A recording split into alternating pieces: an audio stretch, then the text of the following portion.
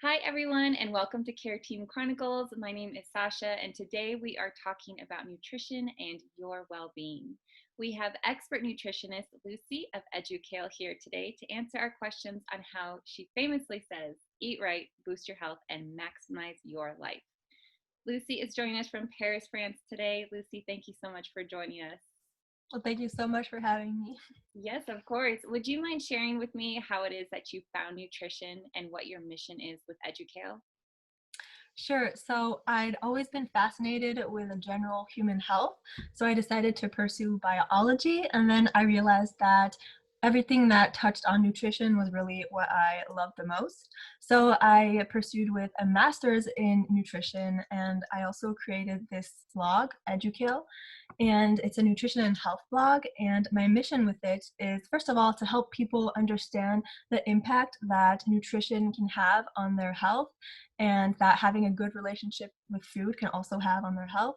And also, I also want to give them the tools so that they can make the right nutrition decisions for themselves. Like, I don't want to pressure them into anything. I just give them the facts and they do whatever they want with them. Yeah, and I find that is so important, and that really comes across in your writing. I love the way you write because it definitely is no pressure. It's just here's the Yes, scientific evidence, sure. do with it what you want. Exactly. I don't want to force them into any diet or anything like that. Yeah. Right, absolutely. And so I love many of your articles, but I was really fascinated with your article on 8 foods that can help to reduce stress. And given these stressful times that we are living in, what are a few of those foods and why is it that they are capable of either directly or indirectly reducing our everyday stresses? Sure, yeah, really stressful times.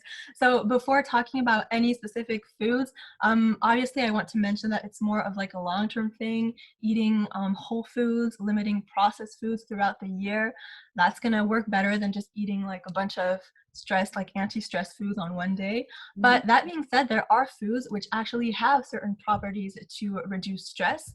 So for instance, if you take like avocados and bananas, they both contain tons of B and C vitamins along with magnesium, and that's really a good way to boost your mood and reduce your stress. And chocolate is another one which contains magnesium, so that's good news for a lot That is good news. Yes. of and also, you have nuts that are great anti-stress foods because they contain something called tryptophan, and then tryptophan can be converted into serotonin, which is the feel-good chemical. Mhm. So that can really decrease your stress levels. And also, eating whole healthy carbs increases this release of serotonin, so the feel-good chemical. And so, all great foods to decrease stress. Wow, that is great to know. And I hope that everyone else finds that as fascinating as I do, because I actually was never aware of that, but I don't have a nutritionist background, so I guess I can't be expected to.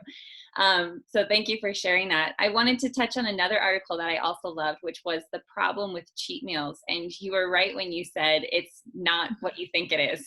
So what is the problem that we create by living for these cheat meals? Sure. So the main problem I see with cheat meals is that they really fuel this unhealthy relationship with food. And also, they don't go with intuitive eating, which is really the way of eating that I enjoy and that I like to promote. So basically, when you eat a cheat meal, you feel like you're giving yourself permission to eat, that you can just have whatever you want, that you're free, and that you let go. But actually, it's really controlled. You're telling yourself when you can eat, how much you can eat, what you can eat, and also, you're creating categories for food. So you're going to have your good foods that you can eat throughout the week, and then the bad foods that you can only eat during your cheat meals. And so this creates this desire for the bad foods, like when you were little and your mom would say, "No, don't eat the cookies," and you would, want the cookies. So throughout the week, if you're eating these bad foods, then you may feel guilty or shameful for doing so. But then during the weekend, you're like, okay, it's my cheat meal. I can just eat whatever I want. And so this is super confusing for your brain, and it's really not good if you want to have a healthy relationship with food. So I would suggest that you would enjoy your favorite foods throughout the week in moderation and alongside other healthy foods. I think that it's much better than just binging on all of them during one meal, but to each Absolutely. their own, I guess. Right. Absolutely. So is that a way that we can develop a healthy relationship with food is just keeping in mind that moderation?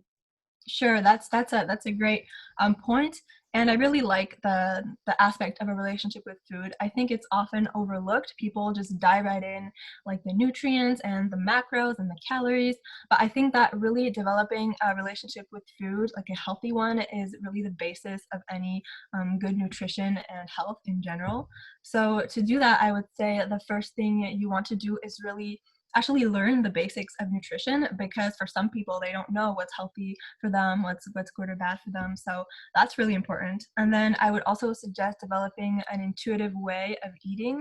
So this means that you want to focus on your body's hunger cues and fullness cues and basically your body signals, instead of relying on like outside rules and regulations, like, oh, it's time to eat, or I have to eat this, and things like that. Also, one aspect of that would be like mindful eating, so eating consciously in a healthy and balanced way, solely focusing on what you're eating and with no distractions. And also, maybe most importantly, I would say you would have to move away from diet culture and from this idea of losing weight at all costs, because I think that people should see food as like this fun, delicious way to fuel their bodies and to have energies, rather than a set of rules and like regulations, and feeling deprived and seeing it even as a punishment for some people. And like I mentioned previously, also, it's important not to sort foods into like good or bad categories. I have this thing that I like to say: there's a type of food for every situation. Like if you're coming home from a super stressful work day and you want some comfort food, then eating celery sticks will not be like the correct answer. You want to have a cookie or two, like Right. that's yeah, that's the truth.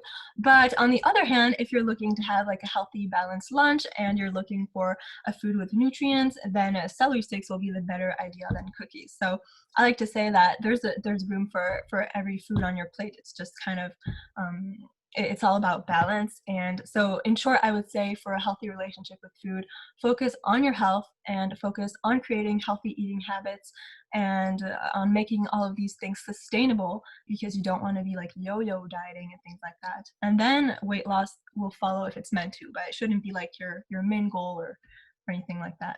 Absolutely. And I feel like that is so important to Yeah, remember too, because we are in such a diet culture. We have been for sure. so long. Yeah, it's really sad.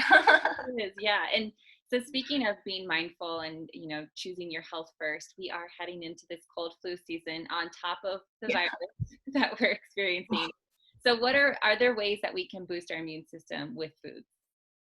Sure. So, well, like I said, for the stress foods, there's no like miracle foods that will automatically prevent you from catching anything. But there are ways to actually boost your immune system and to put yourself in like optimal conditions. So, first thing, I would really suggest eating tons of fruit and vegetables. You just can never go wrong with them.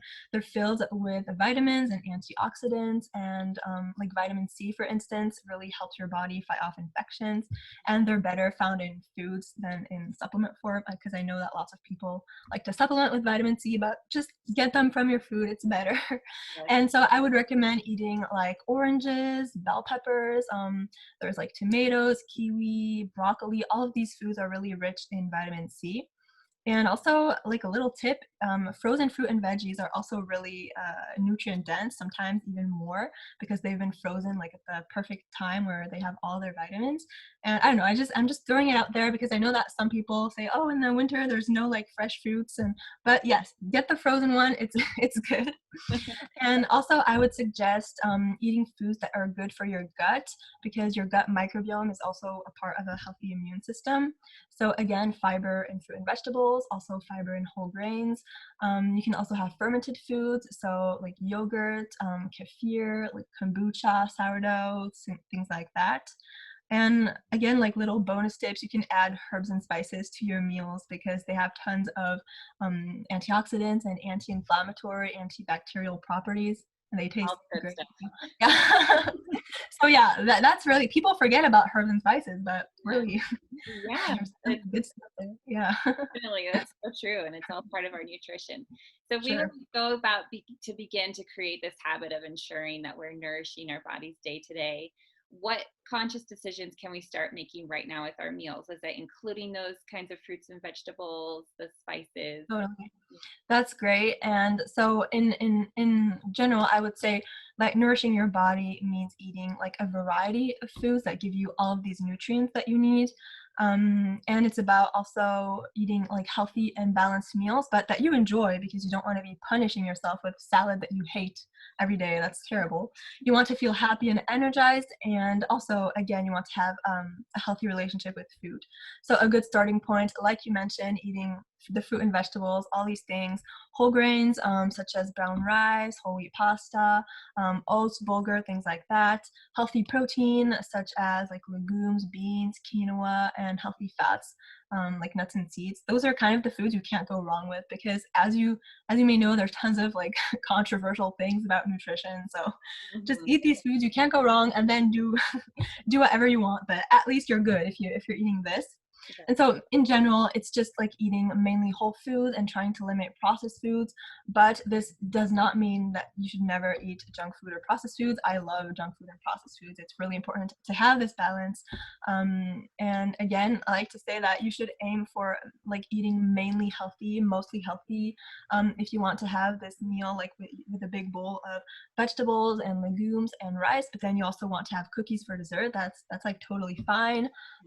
Or if you want to have like a healthy meal but then have a glass of wine or like a beer, it's just really you can balance it out. You don't have to be eating these super strict salads every day because it's not going to be sustainable. So I like to say this also, you have to nourish your body but also your soul. It's very important. Yeah, that is very important. And I appreciate that you're in your writing and in your tips, you recognize that we're all human and we Sure. have these little desires and these little Yeah, vices and mistakes that we might make along. totally. And it's important to listen to them. Yeah, they're important as well. Yes, absolutely. Well, I could go on with you about this all day because I love this topic, but Me too. right. So, but I wanted to thank you so much for joining us and sharing this with us. So, if our community wants to find out more, where can they find more about nutrition and health from you, Lucie? So thank you so much. My website name is Edukale, like it's a play on word between educate and kale. So you can type that into Google or like edukale.com.